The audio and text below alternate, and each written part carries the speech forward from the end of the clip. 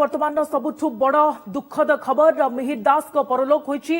भेटरान अभिनेता मिहिर दास और नहांती एससीबी चिकित्साधीन अवस्था तांकर मृत्यु होईची एवं किछि दिन धरी से खूब असुस्थ रहिथिले, गुरुतर रहिथिले एवं तांकर चिकित्सा मध्य एक घरोई हस्पिटाल रे चलीथिला बोली खबर आसुथिला किछि दिन तळे एवं मिहिर दासकर एबे परलोक होईची। भेटरान अभिनेता मिहिर दास और आम समस्तक गहण रे नहांती एससीबी चिकित्साधीन अवस्था मृत्यु होइतिबा खबर आसुची। ये बड़ दुखद खबर आम समस्तक पई, समस्त सिने प्रेमी एवं ओडिया चलचित्र जगत पई मिहिर दास को परलोक होइची। भेटरान अभिनेता और आम गहण रे नहांती एससीबी चिकित्साधीन अवस्था मृत्यु होइची। अनेक सिनेमा से अभिनय करिसेंती, अनेक धारावाहिक से निजर बलिष्ठ छाप छाड़ी जाइछंती एवं अनेक जदि कहबा ताहाले नाटक मध्य से अभिनय करिथिबार नजीर रहिछि। एवं मिहिर दास एमिति जड़े अभिनेता जे कि भोला शंकर होई केतबेले दर्शक मानकु कंदाइछंती तो केतबेले